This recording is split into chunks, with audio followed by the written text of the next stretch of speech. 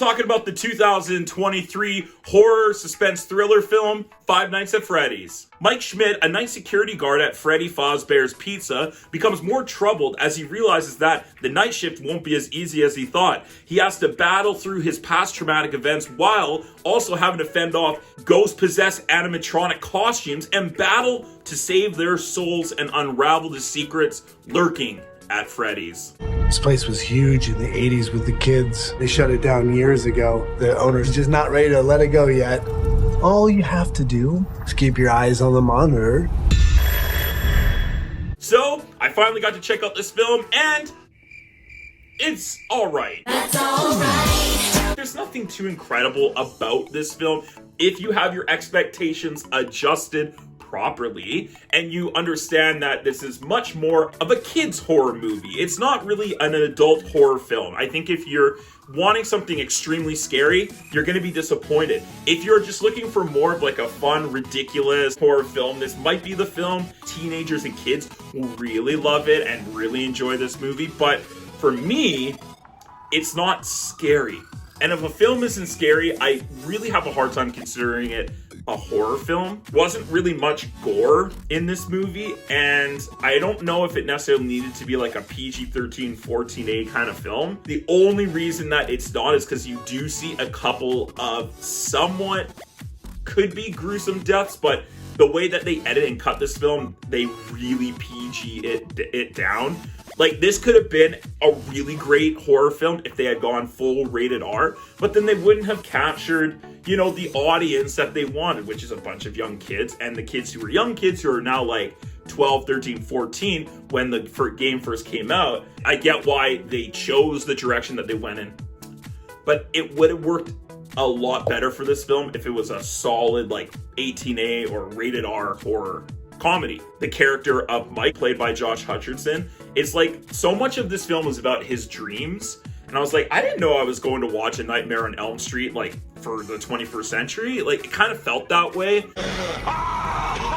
where his dreams were kind of real and things that happened in his dreams would affect him in real life. And as a framing device for the story of this movie, I didn't think the story was really that compelling and interesting. And I get it. How do you turn a horror animatronic video game into a full-length feature film? This movie does have some good elements to it. Like, the animatronics look awesome in this film. The robotic costumes are great.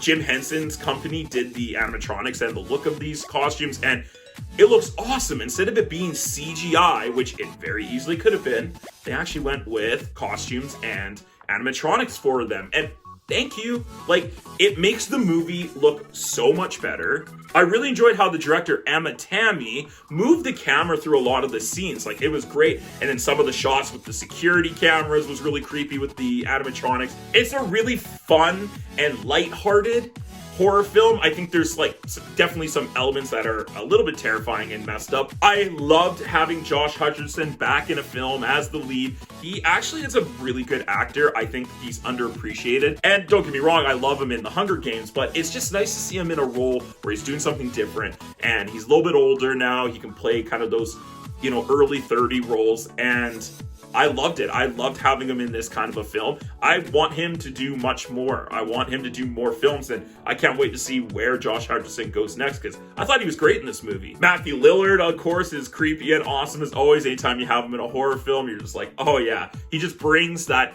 extra manic energy to any movie. Yeah, you're gonna love this one. It's a Scream, baby. Hold on a sec. I'll be right back. Piper Rubio as Mike's much younger sister that he kind of has to look after and be a guardian for.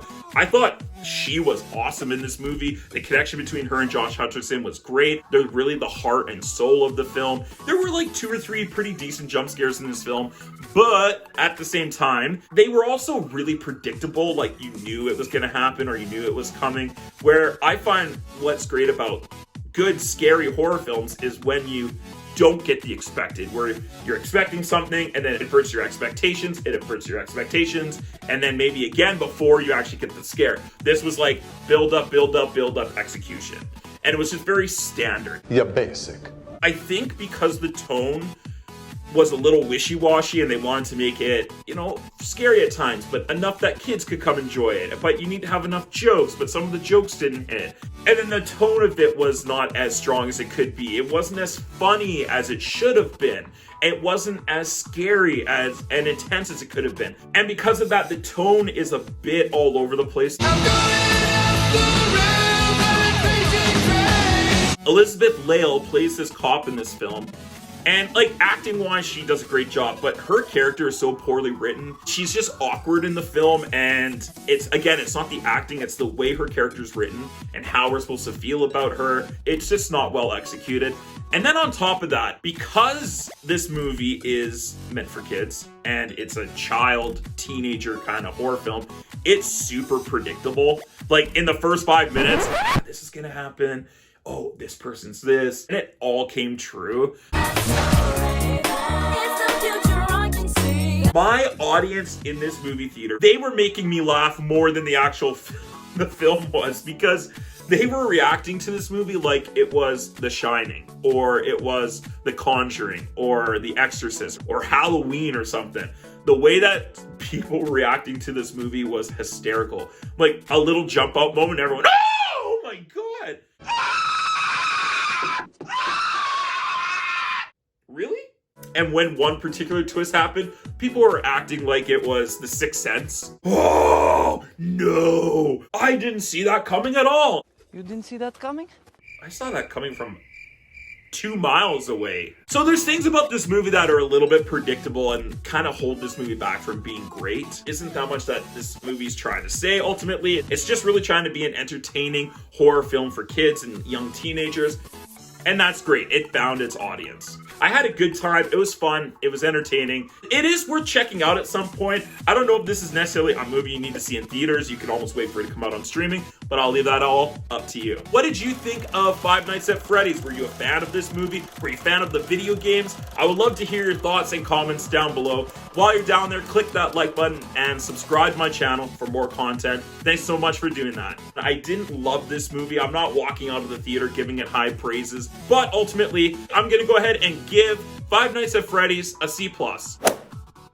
Thank you so much for checking out Mr. T's Film Preach. Come back and check out some other reviews like Killers of the Flower Moon and my double feature of Benny Loves You and Dave Made a Maze. Have a great day, everyone. Stay focused, stay awesome, and as always, let's get taught.